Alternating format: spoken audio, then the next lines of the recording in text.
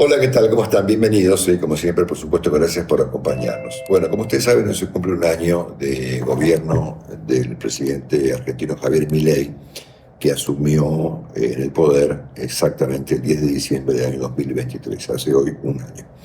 Vamos a no hacer un balance, porque me parece que no es apropiado, pero sí me parece que vale la pena hacer algunas observaciones, marcar algunas circunstancias que rodean el caso, y sí comparar esto que vamos a mencionar hoy en este comentario con el discurso más importante que se haya pronunciado en la Argentina durante todo este año, que ocurrió ayer y que fue pronunciado por un juez de la Corte. Era un discurso tremendo, donde dijo que, lo vamos a ver después, que ve nubarrones, ¿no es cierto? Que yo también veo, por cierto, ¿no? Bueno, he tomado 6 páginas de apuntes para hacer este comentario, que decidí no pasar en limpio para tratar de improvisar un poquito esto. Les voy a mostrar después a lo largo del comentario algunas de mis notas que he tomado, que ni siquiera yo puedo entender qué es lo que escribí. Así que lo voy a hacer del modo más espontáneo posible. Bueno, todavía hoy se discute o se discuten las circunstancias por las cuales alguien como Javier Milei llega al poder en la República Argentina. Y se discute no solamente en la Argentina, sino también en el mundo. Esta mañana, por ejemplo, sin ir más lejos, hoy mismo, el diario El País de Madrid titulaba el salto al poder de la televisión de un fenómeno de dimensiones continentales, ¿no es cierto? O sea que todo el mundo obviamente mira, bueno, qué fue lo que pasó acá para que alguien como Milei llegara efectivamente al poder en la Argentina de manera tan súbita, ¿no? Y tan, casi diría yo, impronosticable. No es la primera vez que ha ocurrido esto en el mundo, obviamente, pero el fenómeno argentino, el fenómeno Milei, se ha vuelto muy interesante. Y yo aquí hay, en primer lugar, aunque vamos a mirar muchas cosas en este comentario, hay 2 fenómenos superpuestos que explican el caso Milei, el fenómeno Milei, como lo llama El País de Madrid, ¿no? El primero es bastante obvio, simple diría yo, no especialmente complejo, aunque lo vamos a mirar. Y el segundo es más importante, es menos visible y probablemente un poco más peligroso, ¿no es cierto? El primer fenómeno es que obviamente Javier Milei capitalizó el derrumbe de un sistema, de un concepto, de una organización de la política que en la Argentina duró 20 años, que fue el kirchnerismo y el antikirchnerismo, o el kirchnerismo y el macrismo, depende de cómo lo queramos ver, ¿no es cierto? Y este formato, este sistema, este orden político duró exactamente 20 años, ¿no? Hasta ese momento, hasta Milei, digamos, los presidentes se sustituían unos a otros dentro de un sistema, ¿no es cierto? Por ejemplo, pero claro, obviamente con presidentes de características no solamente contrarias, sino marcadamente inversas al presidente que lo antecedió, ¿no es cierto? Por ejemplo, Alberto Fernández, ¿no es cierto?, sustituye a Mauricio Macri con la idea de reactivar la economía que Macri había dejado en recesión y muy complicada. Macri sustituye a los Kirchner, ¿no es cierto?, con el argumento de hacer un gobierno más decente, ¿no es cierto?, como había sido el de los Kirchner, que habían sustituido a De la Rúa, ¿no es cierto?, que habían, De la Rúa que había dejado por el piso el papel del poder y del presidente de la Argentina.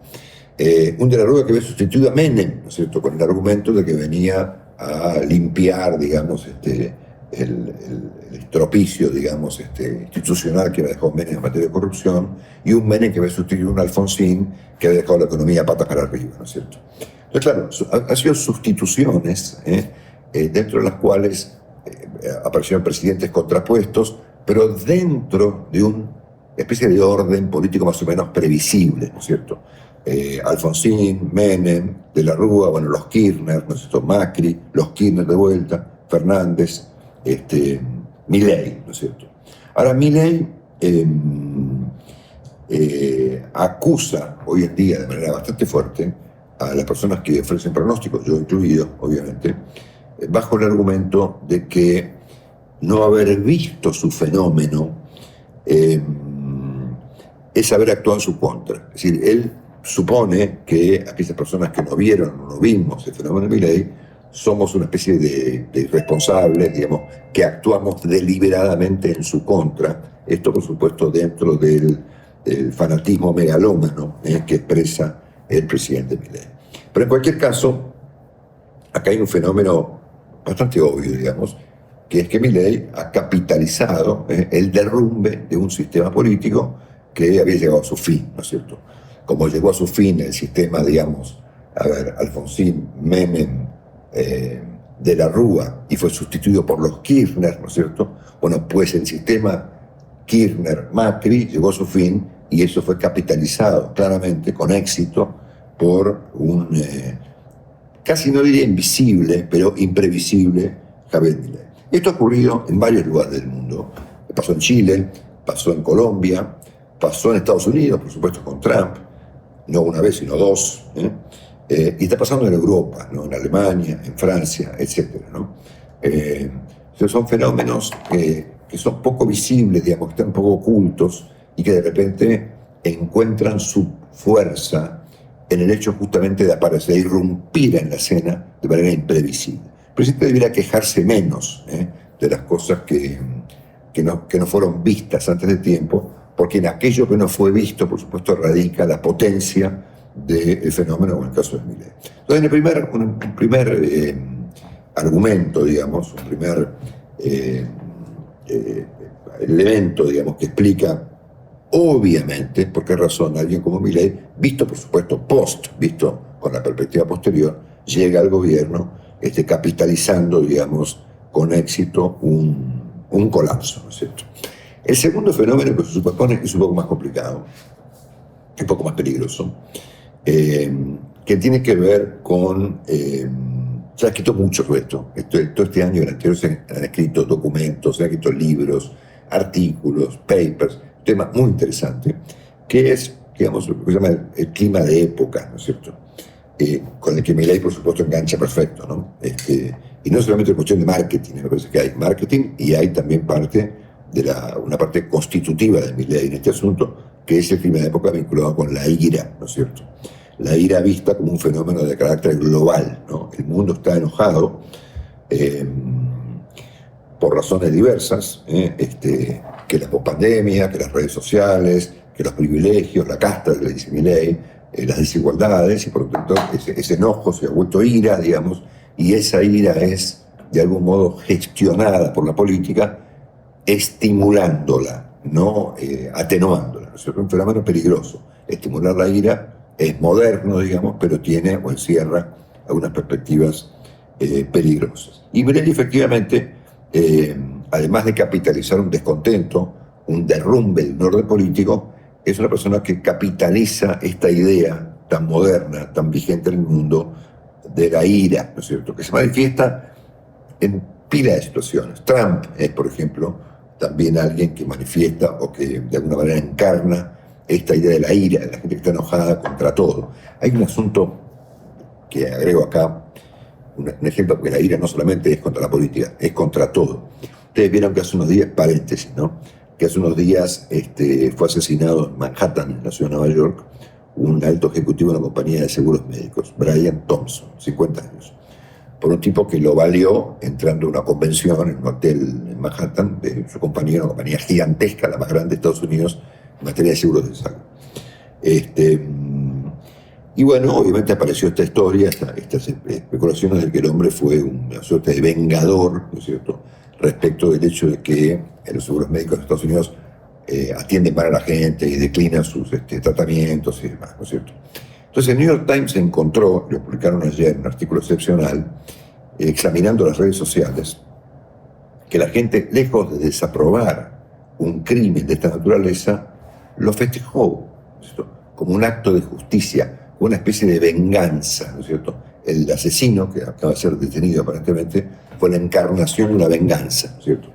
Entonces, fíjense que ustedes cómo la ira, como fenómeno social, político, cultural de la época, sociológico, se manifiesta en muchos planos, inclusive en la violencia contra el ejecutivo de una empresa de las características de la que dirigía el señor Brian Thompson, ¿no es cierto? Entonces, acá tenemos un fenómeno superpuesto, ¿no es cierto? Milei se explica, seguramente como consecuencia del derrumbe de un sistema político que duró 20 años, 40 si se quiere, inclusive si nos miramos con una perspectiva más amplia, y al mismo tiempo encarna con éxito, digamos, este clima de época, ¿no es cierto? Milei es una suerte de vengador, ¿no es cierto? Una especie de tipo que viene a hacer justicia entre el bien y el mal, ¿no es cierto? Bueno, esto nos sirve para entender seguramente el fenómeno, creo que estamos todos más o menos de acuerdo con esto, supongo, y por supuesto esto encierra un primer interrogante de varios que voy a presentar en este comentario. Esto es peligroso, ¿no? Es decir, gestionar la ira es como gestionar el fuego, ¿no es cierto? Como esos bomberos que luchan contra el fuego en el campo, ¿no? Que le tiran fuego al fuego. Entonces ahí tenemos un primer asunto que hay que mirar con atención, ¿no? La gestión de la ira puede salir bien o puede salir más complicado. Bueno, después tenemos un tema con lo que se llama el estilo del presidente Milei, asunto sobre el cual yo tengo algunas dudas importantes. Es obvio que Milei es una persona agresiva, siempre fue violenta desde el punto de vista de su discurso, de su modo de tratar a los demás, es una persona vulgar, es un megalómano, por momentos casi ridículo, y depone, digamos, la idea de las formas como algo anacrónico y fuera de moda. Además hay que ser mal hablado, hay que insultar, hay que acusar, etcétera, etcétera. Pues estos podrían ser, digamos, características personales, ¿no? Que a mí personalmente no me gustan. Algunas encuestas empiezan a mostrar esto como algo que genera algún disgusto en Argentina, pero bueno, hay gente que le parece genial, hay gente que le parece intrascendente, pero podemos decir que hasta acá estamos viendo una cuestión de orden personal. Milei es así, ¿no es cierto? Es un vulgar, es un maleducado, es un tipo de un lenguaje muy violento. Esto conecta con la ira, por supuesto, ¿no? como centro de la política. Y podríamos considerarlo, mirándolo buenamente, como cuestiones vinculadas a sus características personales. Pero hay algo que me parece que se confunde con la ira y que es mucho más constitutivo en Milei, que es su forma de ser, que por supuesto conecta con la noción de la gestión de la ira como concepto de la política hoy en día y que tiene que ver con su extremismo radicalizado. Esto incluye categorías tales como siempre, digamos, como con los Kirchner, digamos, ellos y nosotros, los buenos y los malos, el bien y el mal. El centro de la política, si la moderación es la antesala del comunismo. Sus críticos son seguramente personas corrompidas o que tienen problemas cognitivos. Los periodistas deben ser eliminados porque son un estorbo, digamos, que decimos cualquier cosa, ¿no? Esto no es un estilo personal, esto va más allá del estilo personal, que por supuesto, repito, puede ser más o menos vulgar, más o menos maleducado o más o menos megalómano. Esto es una cuestión mucho más constitutiva, digamos, porque esto no es un estilo, esto es una tendencia autocrática. Y esto conecta con el video que quiero mostrar al final del discurso de ayer, bueno, del doctor Maqueda, naturalmente, ¿no es cierto?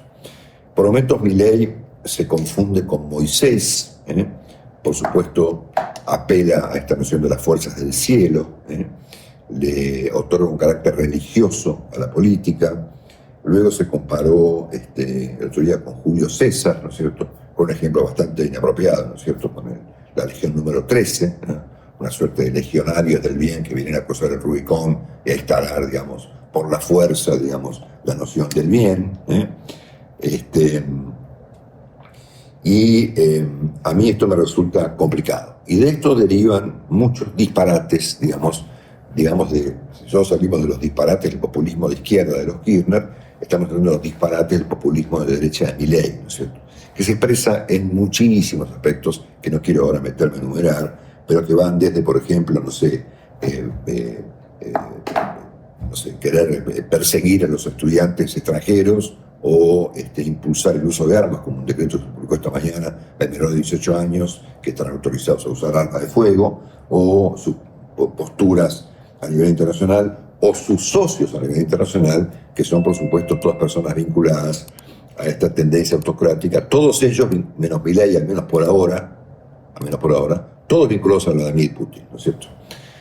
Así que bueno, entonces acá tenemos en primer lugar una eventual explicación del fenómeno Milei con cuestiones contrapuestas, esto es el derrumbe del orden político anterior y la gestión de la ira que Milei expresa también, y esta cuestión que es un poco personal, los modos, pero en algún sentido algo mucho más constitutivo, que tiene con esta tendencia, digamos, tan autocrática que manifiesta tanto Milei como sus amigos a nivel mundial, ¿no es cierto? Es decir, Donald Trump, Jair Bolsonaro, los tipos de Vox en España, Marine Le Pen en Francia, probablemente los alemanes de Alternativa por Alemania, Víctor Orbán, ¿no es cierto?, en Hungría, y tantos otros para quienes la democracia es una cuestión casi porque no es secundaria. De este problema deriva el hecho de cómo Milei mira a la política, cómo Milei imagina el mapa, digamos, ¿cómo se decía? Como esos mapas de arena que se hacían para diseñar la guerra, ¿no es cierto? Y cómo Milei proyecta, digamos, cómo imagina el orden político argentino. Y Milei promueve, y acá viene un interrogante interesantísimo, que lo voy a mencionar enseguida. Milei promueve conflictos y acuerdos para confrontar otra vez con otro extremo, que es el kirchnerismo. Los mileístas y el presidente y sus amigos han declarado que el centro, la noción del centro, digamos, de la moderación, del equilibrio, es una noción, son gente obsesionada con el sexo, ¿okay?, carente de virilidad, y que por supuesto esa carencia de virilidad es la antesala del comunismo. Por lo tanto, lo que aplica acá son efectivamente los extremos. No hay lugar para la moderación, y como consecuencia de lo cual no hay lugar para los consensos, al menos sobre la mesa. Hay algunos debajo de la mesa que voy a mencionar enseguida.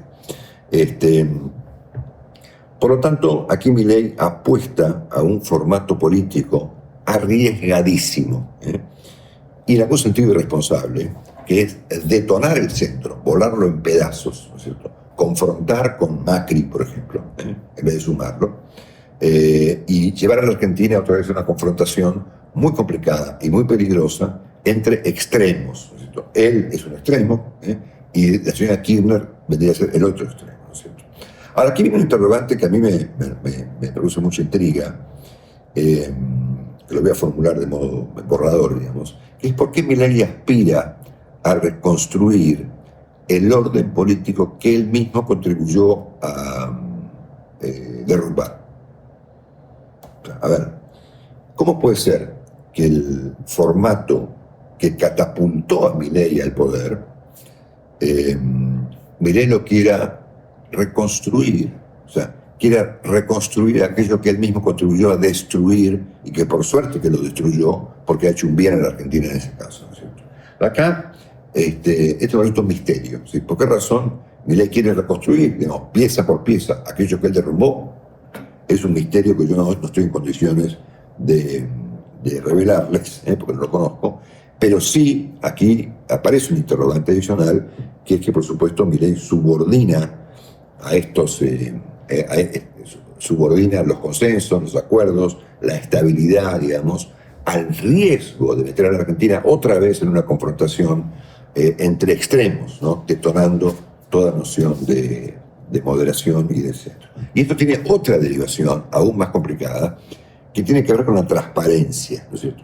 No me refiero a la transparencia desde el punto de vista de los robos, es decir, no estoy comparando desde el punto de vista a Milei y a su gente con Lázaro Báez o con Cristina Kirchner, pero acá hay problemas de transparencia en el plano político, ¿no es cierto?, que se manifiestan de diversas maneras. Una es, por ejemplo, estos desaguisados en relación con la conformación de la Corte Suprema de Justicia, que por decreto, que no decreto, que el caso del juez Lijo, que es una cosa incomprensible, muy agravada, por supuesto, por los argumentos que el gobierno ha presentado para justificar la nominación de alguien tan innominable como es el Lijo. Han dicho un experto en ciberseguridad, o sea, cualquier verdura, ¿no es cierto? También, por supuesto, la posibilidad de que la Corte sea terminada de componer, siendo que se fue una jueza y se va el juez Maqueda por decreto, ¿no es cierto? O el papel que jugó el gobierno en contra, junto con el kirchnerismo, del tema de la ficha limpia, o, por ejemplo, la eventual eliminación de las PASO, que no se debe a un tema de principio, digamos, sino al hecho de que tanto Milei como la señora Kirchner no necesitan PASO primarias, ¿no es cierto? Porque, por supuesto, son líderes indiscutibles prácticamente de sus respectivos espacios políticos. PASO necesitan estar en el centro para dirimir liderazgos que están bastante indeterminados, ¿no es cierto?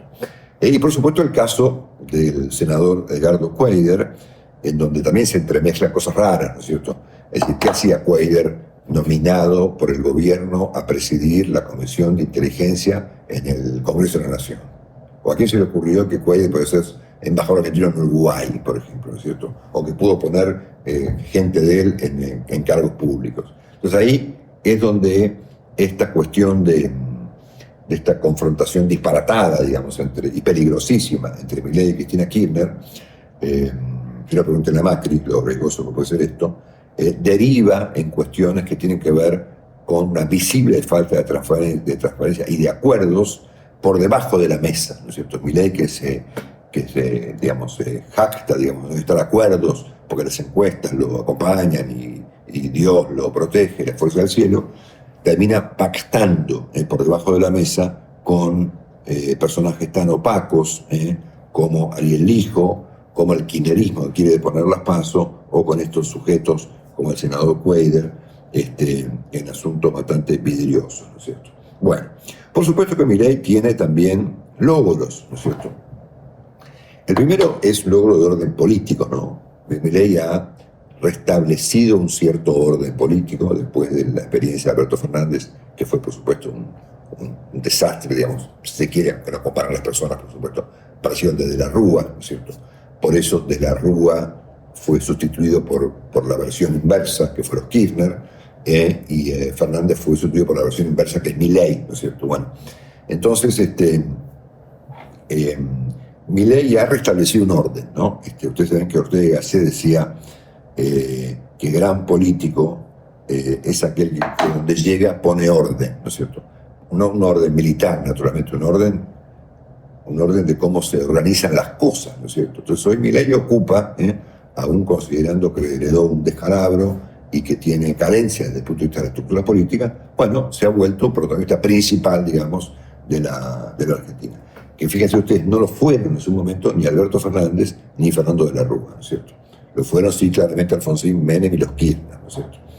Está claro que por supuesto las encuestas lo acompañan, aunque se pueda verificar algún equilibrio. A ver, las encuestas están muy bien para Milei, pero tampoco es 100%. Si uno las mira con atención, las encuestas muestran un saludable equilibrio, ¿no es cierto?, en las cosas. Pero igual este no es un tema para este comentario. Por supuesto, es un gran mérito de Milei haber eliminado la intermediación entre el Estado y la pobreza, los, digamos, gerentes de la pobreza, que por supuesto han sido corridos del medio y muchos están ajustados a cuestiones judiciales muy importantes y muy graves, por cierto, el caso de Beliboni, entre otros. Este ha sido un gran logro. Si Milei ha reconstituido un cierto nivel de gobernabilidad, las cosas están bastante claras, ha eliminado este flagelo tremendo de la intermediación con un tema tan grave como es en Argentina la pobreza, y ha logrado, por supuesto, demostrar, algo que estaba fuera de discusión, pero bueno, a la Argentina le costó mucho entender que hay una relación directa entre la emisión monetaria y el déficit fiscal y la inflación, ¿no es cierto? Muy bien. Esto también tiene algún riesgo, ¿no es cierto? Y puede haber algún riesgo, digamos, también de carácter simultáneo acá, ¿no? Es obvio que, y hay que decirlo, por supuesto, porque no es un tema que me importa solamente a mí, es un tema bastante común, digamos, en el debate económico, que hay un nivel de atraso cambiario muy importante en Argentina. Ustedes saben que el peso se ha fortalecido mucho, el dólar en Argentina es cada vez más barato, pero la tasa de inflación, aún bajando, este año fue tremenda, fue en Argentina, no sé, 140%, ¿no? Entonces acá tenemos un inconveniente que varios economistas importantes, incluso llegados a Milei, como el doctor De Pablo, están subrayando, ¿no? De Pablo, Broda y otros. Yo, como soy economista, es una cosa bastante visible, ¿no es cierto?, que acá hay algo que no termina de cerrar, ¿no es cierto?, Es cierto que, no sé, presumo que utilizar el tipo de cambio, los controles de cambio, digamos, brutales de la Argentina de hoy, para bajar la inflación, pues es una herramienta, pero al mismo tiempo es un riesgo porque hemos visto en la Argentina cómo terminan los procesos de atraso cambiario, que terminan todos mal. Y esto se entrecruza, obviamente, con el riesgo político de jugar en esta confrontación disparatada entre Milei y el kirchnerismo, ¿no es cierto? Porque obviamente podría ocurrir, dentro de la naturaleza de las cosas, que por supuesto la recuperación económica tarde en llegar, que la pobreza tarde en declinar, que el orden macroeconómico tarde en llegar a los bolsillos de los argentinos, lo cual es una cosa completamente lógica, ¿no es cierto? Pero que en el medio ocurran las elecciones, ¿no es cierto? Saben que Kissinger tenía esta regla que decía que los ciclos económicos son mucho más lentos que los ciclos políticos, ¿no? Y por lo tanto ocurren las elecciones dentro de un proceso de recuperación cuya perspectiva es un poco todavía incierta. Y ahí, chao, ¿no es cierto? Imagínense lo que sería para la economía argentina que el kirchnerismo sobreviva electoralmente en la provincia de Buenos Aires o en una parte del país. Sería un desastre. Por eso digo que Milei está acá jugando con fuego, ¿no es cierto? Y jugando de manera un poquito, si se quiere, irresponsable. Bueno, finalmente me queda una observación, por supuesto que no es una afirmación de moda, para mí me parece muy importante. Finalmente, toda esta historia que estamos revisando, que mezcla seguramente puntos de vista personales, hechos de la realidad y demás, nos aleja de del formato con el cual el mundo se ha desarrollado en los últimos 200 años, ¿no es cierto? Que es la cooperación, ¿no es cierto? Y por cooperación entiendo un nivel de alternancia política civilizada, no entre segmentos, entre facciones, digamos, dramáticamente contrapuestas, sino entre sectores más moderados. El caso uruguayo, por ejemplo, es excepcional. Que haya algunos niveles de acuerdos y consensos por arriba de la mesa, no por debajo de la mesa, y que la alternancia democrática y moderada, con reglas económicas más o menos establecidas, contribuyan dentro de un contexto institucional a que un país se desarrolle, ¿no es cierto? Si no, lo que tenemos son, en Argentina, lo hemos visto 20 veces, tenemos picos, tenemos fiestas, tenemos, de repente, no sé, rebotamos, ¿no? Y de repente, no sé, aparece Kicillof y decaímos, ¿no es cierto? Entonces, parece que Milei, con su perspectiva, con su formato, con sus antecedentes, con sus modos, con su ideología y con las circunstancias políticas que él imagina, nos está evitando a los argentinos construir un proceso de desarrollo con perspectiva futura, que no dependa solamente de un partido que se imagina hegemónico, ¿no es cierto?, como lo fue en su momento el kirchnerismo, ahora, por supuesto, es la libertad más. Me parece que el modo de contraponer este fenómeno, que tiene tantos aspectos interesantes, positivos y cuestionables, fue el discurso que ofreció ayer el doctor Juan Carlos Maqueda.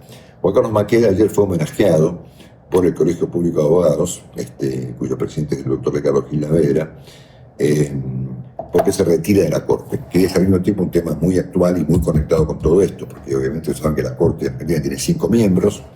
La doctora Hayton de Nolasco se retiró a su tiempo, no fue sustituida, y llega el momento, por un problema de edad, que es una estupidez, por supuesto, no debiera ser así, que a los 75 años, que cumple fin de año, se retira el doctor Maqueda.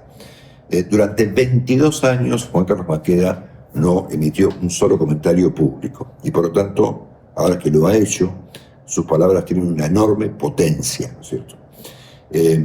Y él ayer, vamos a ver ahora, digamos, los dejo con él, para que disfruten de este discurso, de este comentario tan excepcional que ayer presentó Juan Carlos Maqueda, que se retira de la Corte y que dice haber nubarrones. Entre ellos, por supuesto, aunque no lo dijo especialmente, creo, nubarrones vinculados al propio manejo institucional del tema de la Corte, que, como dije antes, está siendo negociado por debajo de la mesa con la señora de Kirchner, ¿no es cierto?, que además está desesperada por los temas judiciales, por cierto, ¿no?